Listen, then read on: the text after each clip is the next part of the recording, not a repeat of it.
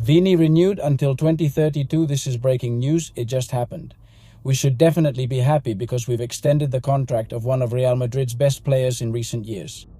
Yeah, we'll find out the details. In recent days, we've learned about that approach from Real Madrid. We'll see whether Vinicius has come closer to Real Madrid or Real Madrid has come closer to Vinicius. I already gave my opinion the other day. I shared my opinion the other day about the fact that it wasn't done with Cristiano and Ramos, and now with Vinicius it's a move I didn't understand from Real Madrid, because I thought, and I'm sure many Real Madrid fans also thought, that what Real Madrid was already offering was enough. But well, then there are ways to get closer to what someone is asking for through image rights, through some bonuses. Madrid didn't even want to hear about a renewal bonus, but you can reframe that by calling it a bonus. About what was said the other day about staying, or what was said the other day about loyalty, right? Well, that's it. Call it whatever you want. We'll find out how much he's going to earn, how far Real Madrid has gone in any case, and from a sporting standpoint. If Vinicius gets back to the form he had some time ago, not the one from these last 2 years, and becomes that player again, we secure another 6 years of Vinicius at Real Madrid through 2032. If he's in good form, he's the best footballer, the best left winger, the best for that position out of everyone in the world, and the most decisive when he's at his best. Madrid must have also understood that there isn't another player like him on the market, and that it would definitely be more expensive to go after someone like him. Now then, let's see how, with Vinicius, Mbappe and Diomande, who Madrid also made official today, it's strange that it was all made official on the same day. The Diomande signing and Vinicius renewal were major events all afternoon, along with the Rodri situation, which we'll discuss now. Well, strange or maybe not so strange, you have to remember that Rock Nation represents both Vinicius and Diomande. But I insist that piece in the midfield, because we've seen it in the World Cup, the Spain-France match, I think it's a very symbolic match. If you have the best attackers in the world, but you don't have the midfield to feed them the ball, it's useless. And that piece, as I said in the previous video, was Rodri. And about Rodri, it seems, according to what everyone is saying, there's already a very high chance it's fallen through. I made this video. I'm going to show you now what I've already recorded about the Rodri situation and the Jean Diomande situation, but that's it. As soon as I parked here on this little trip I was taking, I saw the news about Vinicius' contract renewal. And that's why I'm starting with this. And now I'll connect it to the other topic. But anyway, with Vinicius renewed, we're very happy, especially from a sports perspective, and also because of the affection we have for good old Vini. I always said I preferred for him to stay at Madrid rather than leave, but of course there are a lot of variables and many factors involved. And above all, if the club has been following a certain policy in recent years, suddenly making a sharp turn is strange. We'll find out more details, more information. We'll have all the numbers on the table, or at least the estimates, and we'll be able to make a better assessment. But what's this?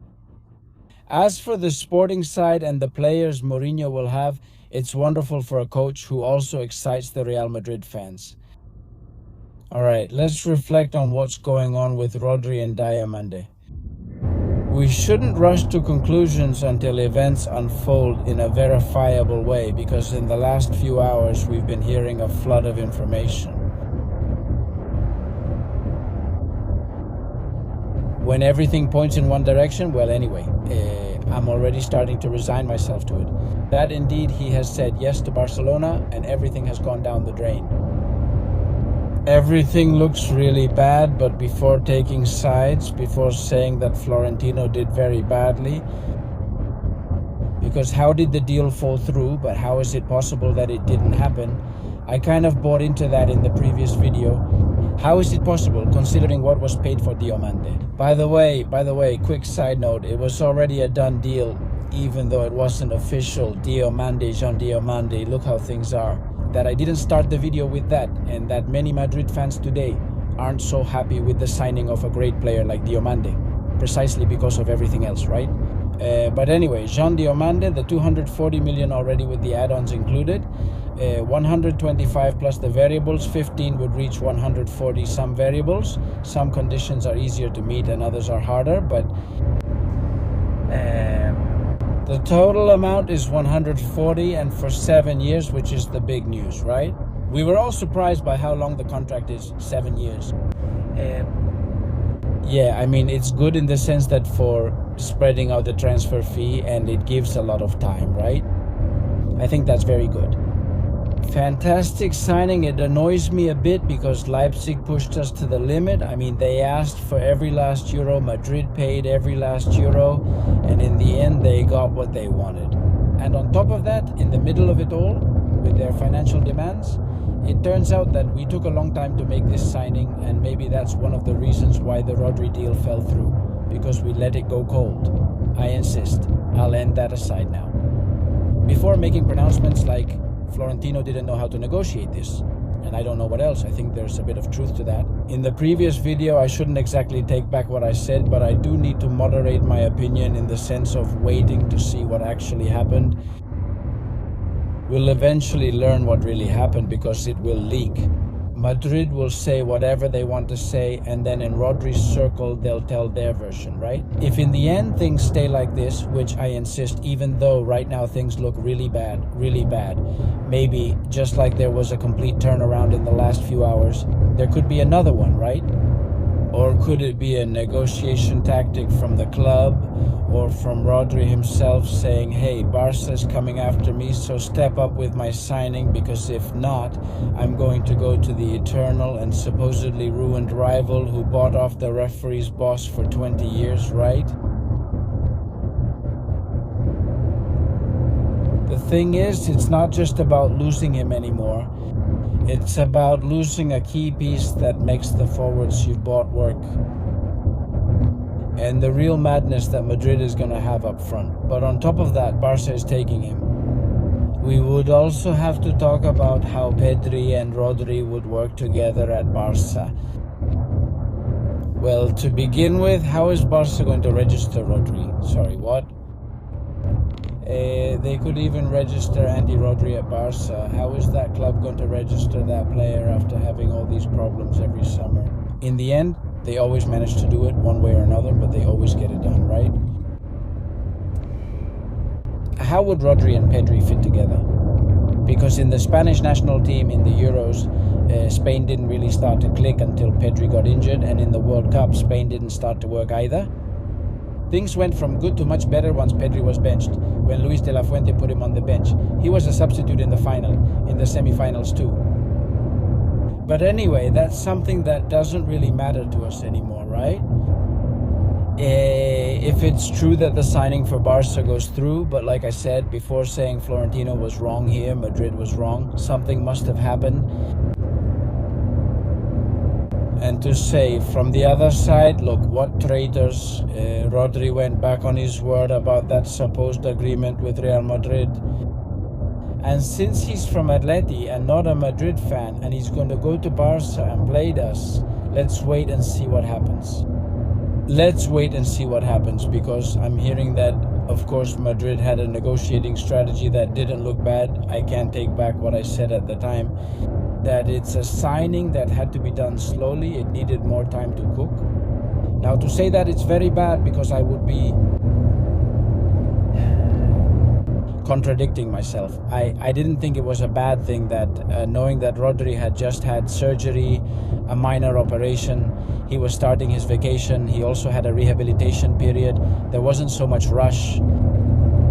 It's a unique signing since he has just 1 year left, the price was low, and Rodri already had an agreement with Real Madrid. And that's what Madrid was playing with, so that City wouldn't raise their demands too much, and they waited several weeks. I thought Madrid and City had already discussed this. Sorry, between Madrid and Rodri. That as the weeks went by, City would lower their financial demands. And the deal made sense. Hey, and in the meantime, the Diomande situation gets complicated, so you have to sign Carlos Espy. There are a series of deals, but Madrid is naturally keeping an eye on this one, and they've put it on hold because they have Rodri's approval.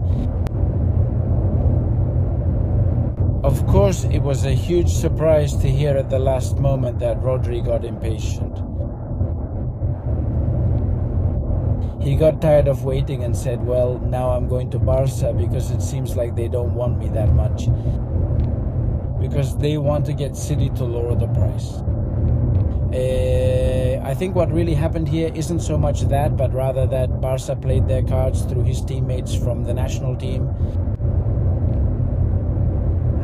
Exactly, really getting in his ear about the style of play. Over there, you already know what you have, plus Mourinho. Here, Hansi Flick, you play the way the Spanish national team plays, the way City plays.